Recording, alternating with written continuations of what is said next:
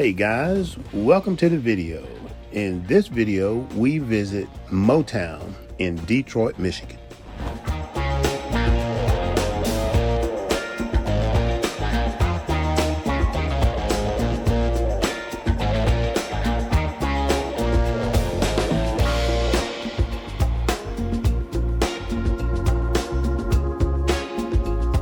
While we were in the Michigan area, we got to visit with my cousins Larry and his wife Deb, and they were actually our tour guide for Detroit.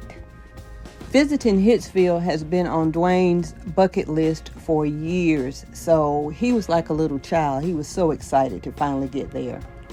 It was something just to walk up to the actual buildings where so much of my music memories come from. It was just awesome. We decided to take the tour, which lasted about an hour. Going through the tour, you first have a video, which kind of gives you the background of the Motown era. And then he takes you through every room, every single aspect of Motown from when it first established and right on up until 1985 when this building became the museum. Now, during the tour, you cannot video, but you can take all the pictures that you want. So that's why you see all these pictures that we've taken during the tour. Our tour guide was excellent. He knew all the history. He knew all of the things. And matter of fact, he grew up just down the street from Motown. So there were several artifacts that we didn't realize were there. I mean, several of the hit gold records, Michael Jackson's hat that he actually donated, along with the glove, both of them that he wore, and it was just interesting to go back in time. When you think about Motown, you think this large office building, but actually what you see on the outside is really what we saw. It was just a small building, small rooms, and to think that they made such great music in these small little rooms. I mean, how in the world did they get so many people into these rooms to bring the sound that they brought to us for years? I didn't realize this, but they bought several houses. Hitsville started as the house, just that one house. And then the Gordys lived upstairs. The office was on the main floor, along with the kitchen, and then downstairs was where, or in the basement was where the studio where the magic happened. Where the magic happened, that's right. But as they grew, they bought more houses on that street. I remember they said in total there were 8 houses purchased, and they each served a different function. One house served as the dance studio, one house served as the finance office, and so on and so on and so on. To be such a small footprint on and then leave such a large legacy was just awesome to see how that came together. The studio for me was just, I kind of got chill bumps as I walked in to know that, Stevie Wonder, the Four Tops, the Temptations, Gladys Knight and the Pips, all these stars sang in that room, in that basement, actually. It was interesting, too, when we walked by the sound room, you couldn't go in there. The guy told us to make sure you look at the floor, and you could see where the flooring had worn, where they were like tapping their feet or just moving around, and it was just so, like Dwayne said, it just kind of gave you chills to think that this is where some of the best music that we've ever heard came from. So if you're ever in Detroit, please make the time to go to Hitsville. You won't regret it. It's just that awesome, especially growing up in the time that we grew up in and the music that we listened to. This was one of my top things that I wanted to do as we traveled, and I tell you, it did not disappoint.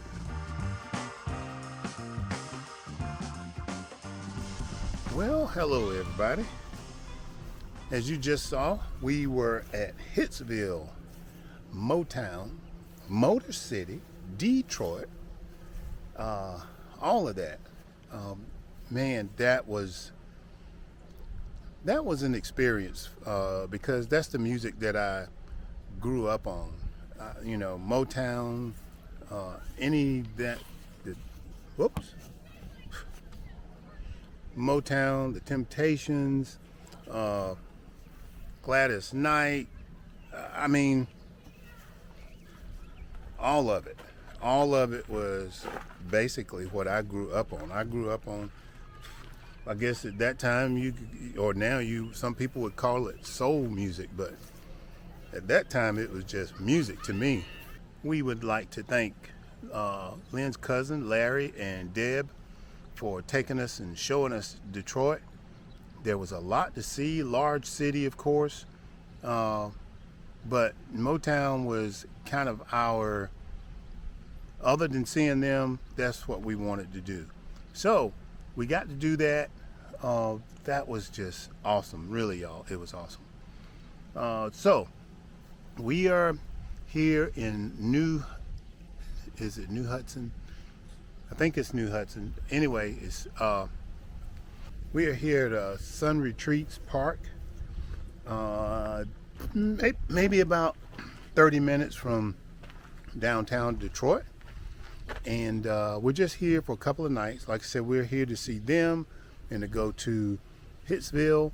And what I'm going to do is show you a little bit about our site more so than anything else. And we're getting ready to hit the road tomorrow. So let me show you a little bit about what I do to prepare for that. So as you can see, we didn't put much out. I will have all this stuff packed up in the morning. This is the site that we're in. It's a little unusual. I could tell this was an older park, but we came in from that direction back there. Now, here's the main road that we came in on. And once we got to here, I saw that we could come in back there. So I took the easy route, went around that way, and just came in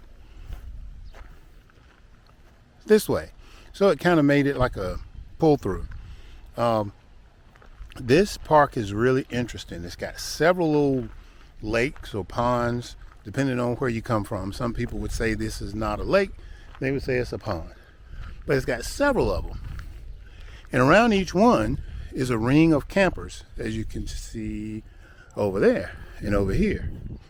So you get a lakefront or a lake view, depending on where you're at. Most of these are leases or rentals because a lot of the campers look like they've been here for some time. Or, maybe people lease them for a year or however long. All the roads are dirt. And we actually go back out that way, way up that way, maybe a half a mile or so. All in all, though, it's a nice park. We got full hookup. And right now, what I'm doing is dumping the tanks because we are going to boondock tomorrow. Going back to the Cabela's that we were at before. So I'm dumping the gray tanks and all, making sure all that's done before we hit the road. Well, it's supposed to rain tonight, so that's the other reason that I want to get this done, because I don't want to bother with it in the morning if it's still raining.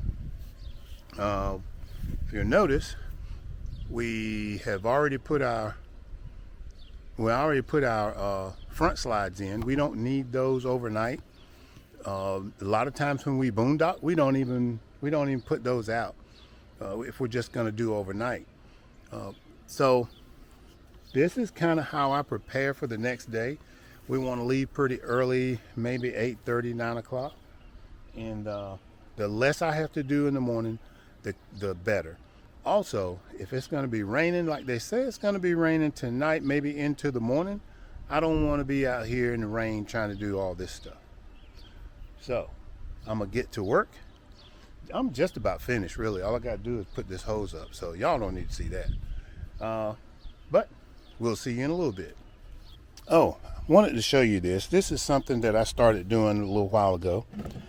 I started using, for one, I started using this average, total average, and gives you the number of gallons that flows into something. So you can check the number of gallons or know the number of gallons that's going into a tank. I use this when I'm flushing the tank because it gives me an idea of how much water is actually going into our 50-gallon tank. Now, I hook it up, run it through there, then I know when to pull the gate valve so it can open and flush out. But I use this, and I'm going to call it a pigtail, because every time I would undo this right here, water would fall in here and make a mess. So I take this, and when I'm finished, I disconnect it. I use quick connects, put it right here, and as you can tell down there is where all the water fell that would come out of the hose, and it didn't make a mess in here. So that's a little tip, that if you want to, 1, see how many gallons is flowing into your tank, 2, use a quick connect, and 3, use a pigtail to keep from making a mess, especially if you have an inside bay. That's my little tip for you right there. And we're going to continue on and get everything cleaned up.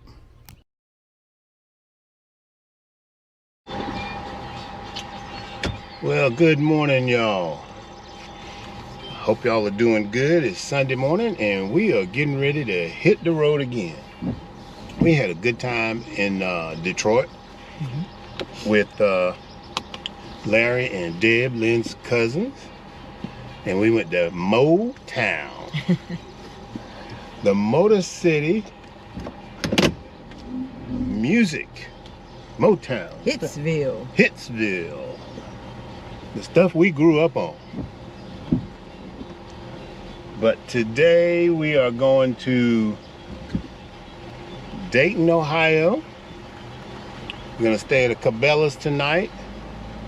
It says it's 4 hours, but for you RVers and all, you know that means easily 5 hours if you don't run into any issues or any traffic, you know, stop and go traffic. But just at the speed that we travel, stops, all that kind of stuff, 4 hours is easily 5 hours. So, hang in here with us. Take the ride. You know, I mean, he says Dayton, but ain't no telling where we might end up. So anyhow, enjoy the ride with us, and of course, happy Sunday.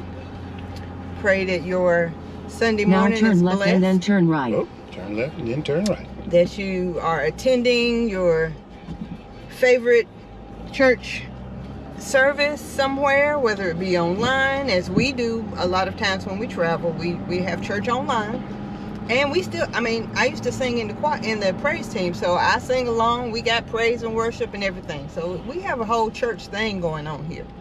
Now turn right. Enjoy your morning, and we'll talk to you soon. All right, guys, we'll see you in Dayton.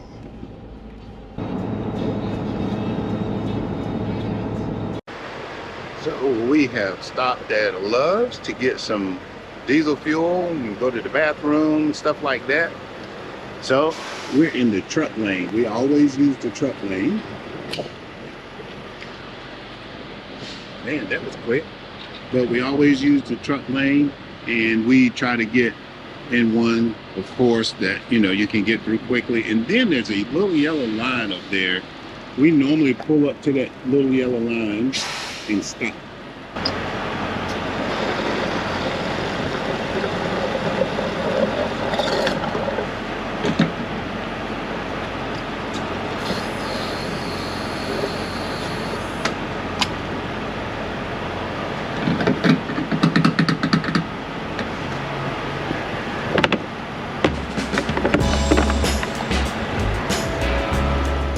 You can also get that fuel at the same pump at most truck stops.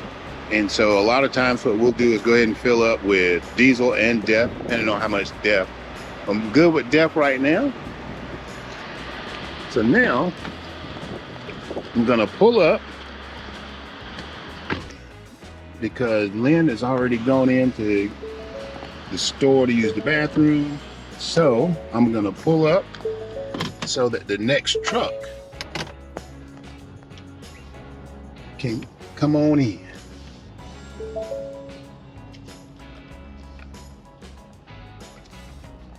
Now the way that we're able to come in to the truck lanes and not have to go in and pay every time, we use our EFS or our open roads card. And so if you're interested about that, I got a link down below that I'll put that can give you all the information about the card. It makes it a whole lot simpler when you need to get diesel, and with a rig the size of ours, or any size really, if you got diesel, makes it really simple. Thank you so much for watching. Until our next video, enjoy the journey on the way to your destination.